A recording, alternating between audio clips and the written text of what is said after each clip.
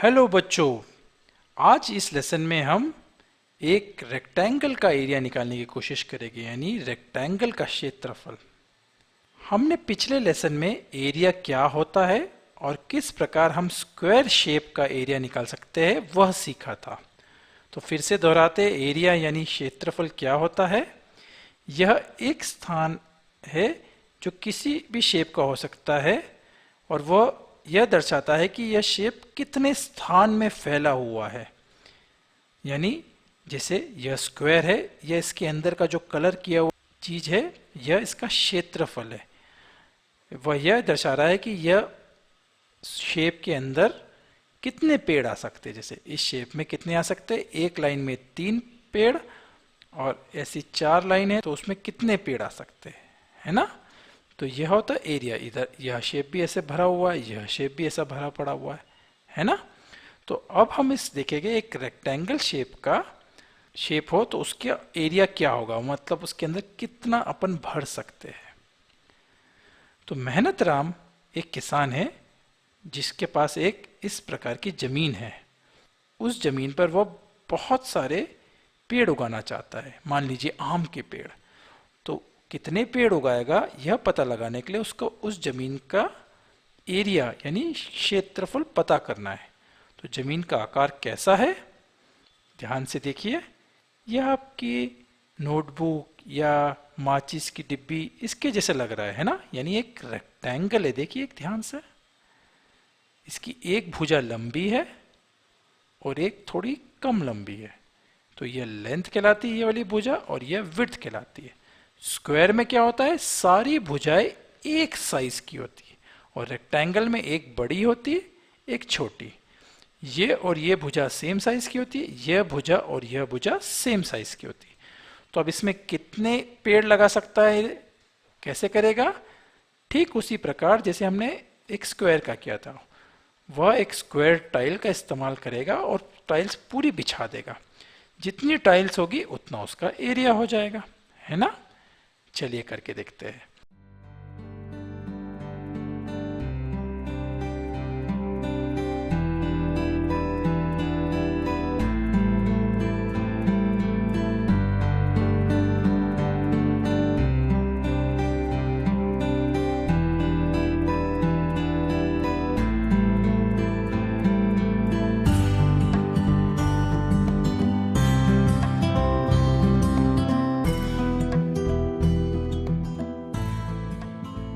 तो उसने एक कतार में यानी एक रो में 10 टाइल लगाई, है ना।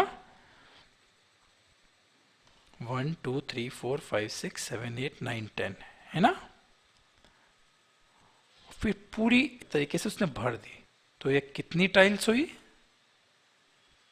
देखते हैं। एक रो में 10 टाइल, और ऐसे कितनी रो है, 1 2 3 4 और 5, और हर एक में 10-10 टाइल है। तो कुल मिलाकर कितनी टाइल हुई बच्चों। एक तरीका है आप पूरा काउंट करिए 10 11 12 करते हुए। एक तरीका है मल्टीप्लिकेशन करने का। मल्टीप्लिकेशन क्या होता है, रिपीटेड एडिशन, यानी 10 को 5 बार अपन ऐड करें। 10 प्लस 10 प्लस 10 प्लस 10 प्लस 10, यानी 10 मल्टीप्लाई बाय 5। यानी इस रेक्टेंगल लैंड के अंदर 50 स्क्वायर टाइल्स लगी हुई है। 50 क्यों, क्योंकि 10 इसकी लंबाई है और 5 इसकी चौड़ाई है।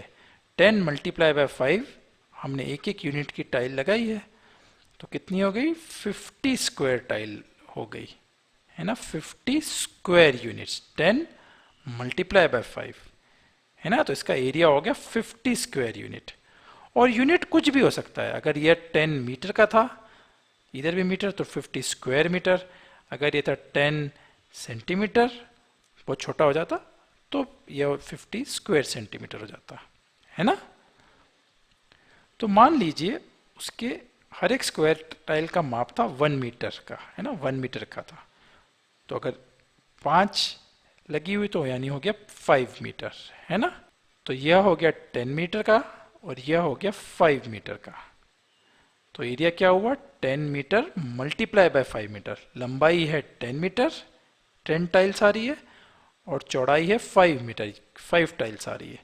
तो एरिया क्या हुआ 10 मीटर मल्टीप्लाई बाय 5 मीटर, यानी 50, 10 मल्टीप्लाई बाय 5 हो गया 50 और मीटर मल्टीप्लाई बाय मीटर हो गया स्क्वायर मीटर, है ना। तो एरिया क्या हो गया 50 स्क्वायर मीटर। ध्यान दीजिए फिर से, 10 मीटर उसकी लंबाई थी रेक्टेंगल की, 5 मीटर उसकी चौड़ाई थी, तो लंबाई मल्टीप्लाई बाय चौड़ाई यानी length multiply by breadth is equal to area. ठीक है ना। क्या हुआ रेक्टेंगल का area, length multiply by width is equal to area. और कैसे लिखेंगे, लेंथ हुआ से मीटर में, यह भी हुआ मीटर में, तो लिखेंगे length into width square metre, है ना। तो फिर से दोहराते हैं।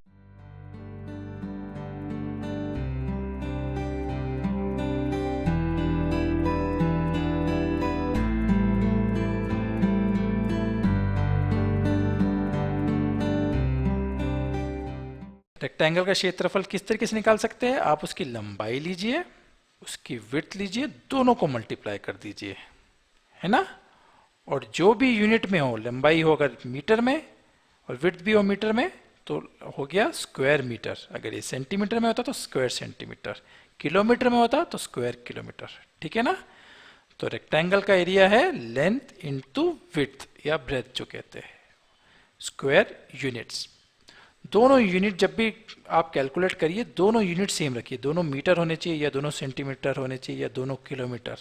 अगर एक मीटर में एक सेंटीमीटर में है तो मीटर वाले को सेंटीमीटर में कर दीजिए या सेंटीमीटर वाले को मीटर में, बट स्क्वायर यूनिट्स करते समय दोनों यूनिट एक बराबर के होने चाहिए। ठीक है ना बच्चों। तो खूब प्रैक्टिस करिए, अलग अलग रेक्टेंगल शेप्स लीजिए, उसमें टाइल्स भर के कैलकुलेट करिए पहले और फिर फॉर्मूले से करिए, है ना। तो आज के लिए इतना ही बच्चों, फिर मिलेंगे, बाय बाय।